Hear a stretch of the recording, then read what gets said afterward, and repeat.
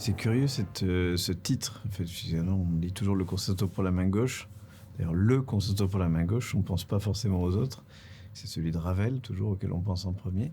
Là, je découvre effectivement qu'il s'appelait originellement concerto pour la main gauche seule, qui est un petit peu un pléonasme. Enfin, c'est assez poétique en même temps, mais ça a été visiblement retiré dès la première édition. Mais moi, j'aime bien main gauche seule, ça me plaît bien.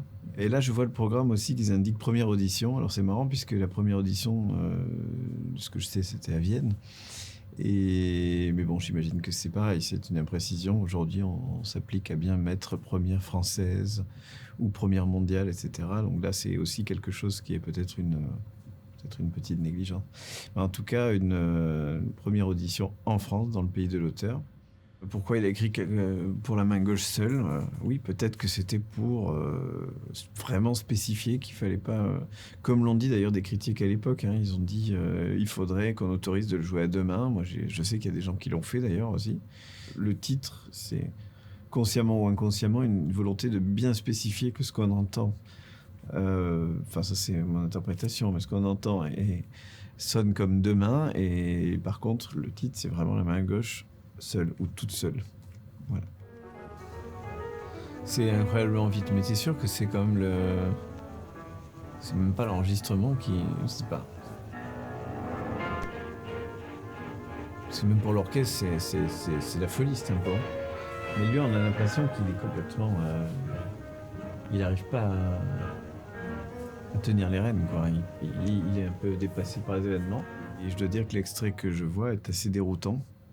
Enfin, on savait très bien que Wittgenstein, que Ravel n'était pas du tout content de l'interprétation de Paul Wittgenstein de ce concerto. On savait aussi que Wittgenstein n'était pas très à l'aise avec cette musique. Je pense que c'était quelqu'un qui était surtout versé dans la musique romantique.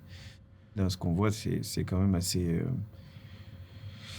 terrible. On se dit que la vraie première a eu lieu un petit peu plus tard parce que musicalement, déjà, c'est un peu étrange. Il y a ce scherzo là qu'on voit, un peu jazz, qui est excessivement rapide. Alors, est-ce que c'était la volonté de Ravel? Est-ce que c'était le pianiste qui avait du mal à contrôler ses doigts? Et moi, ça me donne un peu l'impression de ça, d'une espèce de cavalcade, mais un petit peu hors de contrôle. Alors, c'est une répétition, donc il faut toujours se méfier. Un petit peu hors de contrôle, et avec effectivement un orchestre qui suit derrière. Bon.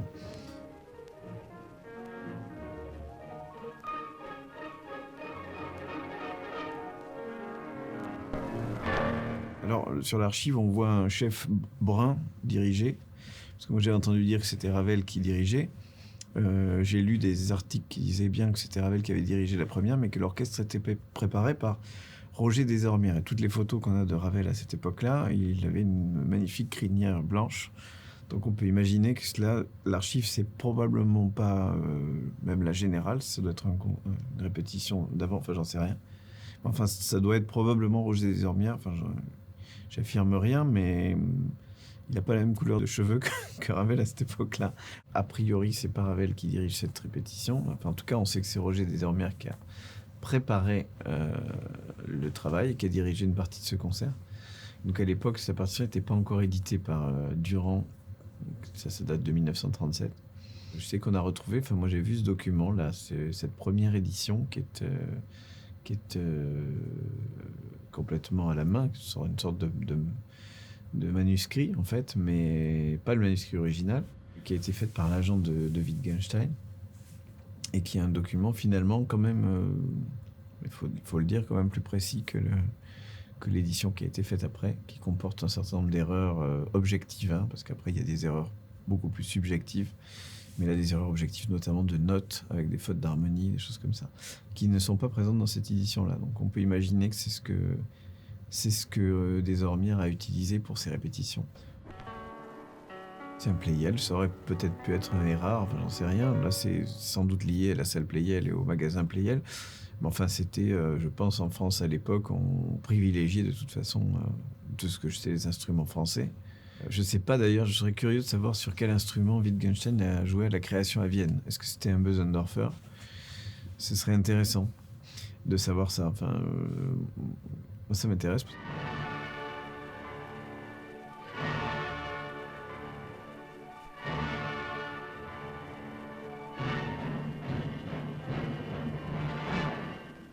effectivement, dans cette vidéo, on voit qu'il y avait un orchestre très fourni, avec des cordes en grand effectif. Donc c'est probablement ce que voulait Ravel. Et ça confirme un petit peu qu'il a fait 2 concertos. Il a écrit 2 concertos en même temps, totalement antinomiques, d'une certaine manière. Effectivement, quand on voit qu'il y a 8 basses, c'est beaucoup. Hein.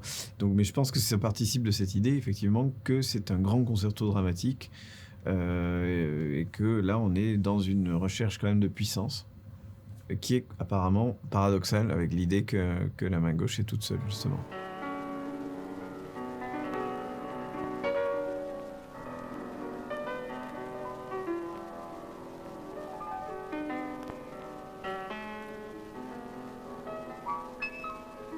Quant à la cadence finale, elle est complètement retravaillée. Alors, elle est très difficile, cette cadence, hein, moi, pour l'avoir beaucoup joué. Elle est fatigante. Donc, on a plutôt l'impression de quelqu'un qui, pour ne pas se fatiguer, trafique un petit peu, continue à jouer le thème comme ça, en appuyant les pouces très fort. Il en loupe pas mal, d'ailleurs, et on va dire la qualité du phrasé n'est pas spécialement ce qu'on peut noter. Mais derrière, donc, tous ces arpèges, il les fait d'une autre manière. Apparemment, une version simplifiée, avec des choses qui vont vers l'aigu au lieu d'aller vers le grave. Enfin, certains sauts un peu étranges à un endroit, donc il rate pas mal de choses. Enfin, c'est peu convaincant et ça donne, oui, l'impression de quelque chose de quelqu'un qui ne devait pas arriver à jouer la version originale telle qu'écrite, qui donc fait ce qu'on appelle couramment un enfumage. C'est vraiment incroyable, hein, cette cadence. C'est n'importe quoi.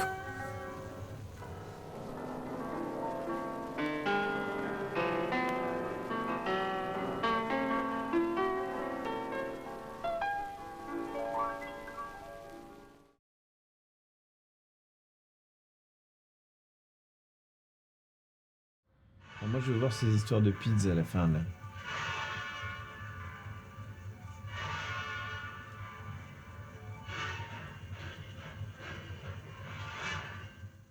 Cet effondrement final, là, moi, j'y croyais pas trop, effectivement, que c'était en pizzicato, mais on le voit sur la vidéo, donc c'est probablement ça. Et c'est intéressant. Moi, qui m'avait le plus frappé quand on a fait le travail, c'est effectivement à la fin qu'il y a une carrure un petit peu différente. Il y a une mesure en moins. Et cet enregistrement le confirme. Moi, c'est ça qui m'intéresse, parce qu'on aurait pu se dire qu'est-ce qui s'est passé. Mais ça, c'est de 1933, hein, je crois. Donc la partition a été imprimée en 1937, quand Ravel est l'année de la mort de Ravel. Et puis on sait très bien qu'il ne savait plus vraiment lire la musique. Est-ce qu'on ne sait jamais, hein, est-ce que quelqu'un il a validé une nouvelle version? C'est très difficile d'affirmer ce qui s'est passé.